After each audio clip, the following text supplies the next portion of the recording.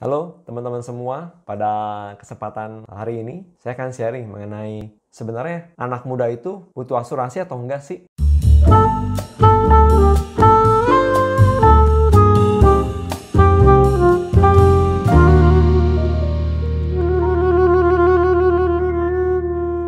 Banyak di antara teman-teman yang masih muda sering mengatakan, saya masih muda, belum butuh asuransi, nanti aja belinya. Sekarang yang penting investasi dulu. Apakah teman-teman sepakat? Banyak orang beranggapan anak muda tidak perlu membeli asuransi karena merasa jarang sakit. Umurnya masih muda, masih panjang, rugi beli asuransi. Nanti saat sudah tua atau ada penyakit, sudah butuh, baru deh saya ambil. Benar demikian. Mari kita berhitung untung rugi dengan beberapa skenario di bawah ini. Skenario yang pertama, beli dan tidak pernah klaim. Anak muda beli polis saat masih muda dan tidak pernah klaim sampai tua. Apa keuntungannya? Premi asuransi lebih murah, itu jelas. Menikmati keajaiban hukum bunga berbunga, istilahnya the magic of compounded interest, atas perkembangan akumulasi preminya atau nilai tunai yang sudah terbentuk dari investasi. Diterima oleh perusahaan asuransi dengan manfaat optimal full cover karena masih sehat dan usia masih muda. Dengan premi yang mungkin hanya seharga semangkuk bakmi atau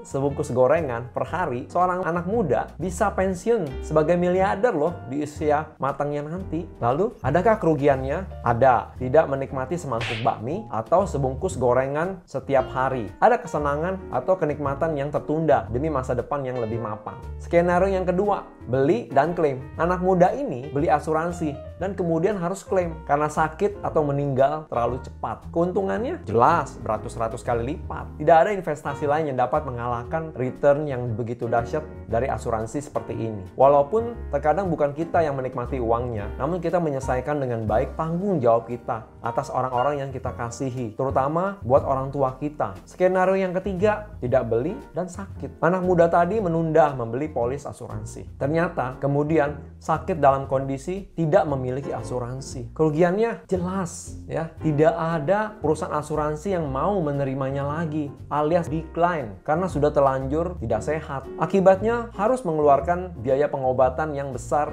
dari tabungan dan asetnya sendiri jika ada. Ya, pada kenyataannya banyak orang loh yang terpaksa harus merelakan asetnya dijual dengan harga murah karena butuh dana pengobatan alias dijual karena BU butuh uang. Ya, saya pernah ngalami di tahun 2010 waktu kejadian orang tua saya jatuh dan sakit. Skenario yang keempat, tidak beli dan sehat selamanya. Maaf banget nih teman-teman, ini adalah opsi khusus untuk para dewa dan sejenisnya. Mana ada manusia yang sehat terus selamanya.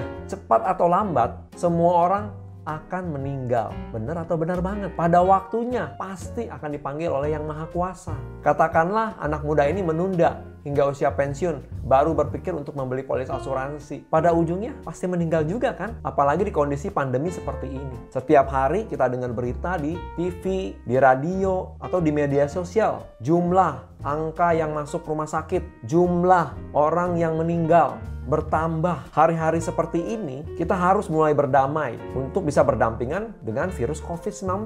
Terus kita tidak punya proteksi. Apa kerugiannya kalau kita menunda? Jelas ya, premi jauh lebih mahal. Besar kemungkinan tidak dapat diterima dengan full cover oleh perusahaan asuransi atau dikenakan ekstra premi karena kesehatan yang sudah tidak prima. Berat untuk mengejar dana masa tua sesuai keinginannya karena waktu menabung tinggal sedikit lagi. Ada keuntungan?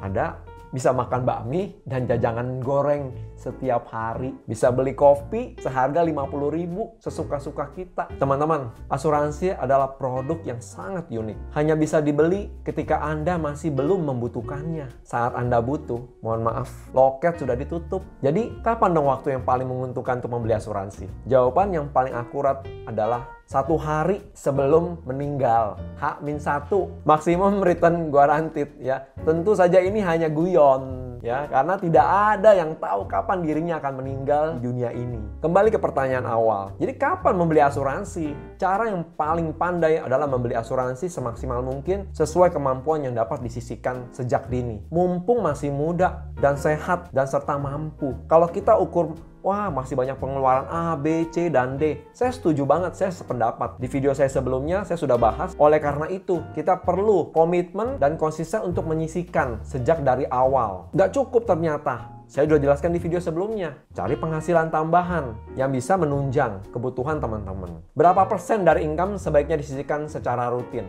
Rule of thumb adalah 10-15% dari pendapatan. Namun tentu saja tergantung dengan kondisi dan kemampuan teman-teman. Kapan sebaiknya berinvestasi? Investasi kapan aja bisa dilakukan. Ya, setiap saat kita mendapatkan kelonggaran budget, investasi dapat dilakukan tanpa adanya persyaratan kesehatan. Saat teman-teman lagi sakit, mau masuk investasi? Bisa. Dengan bertambahnya usia dan meningkatnya karir, tentu semakin mapan dan mudah untuk berinvestasi. Jadi, selamat berasuransi dan berinvestasi dengan smart dan bijaksana. Terima kasih, sampai ketemu lagi di video saya berikutnya.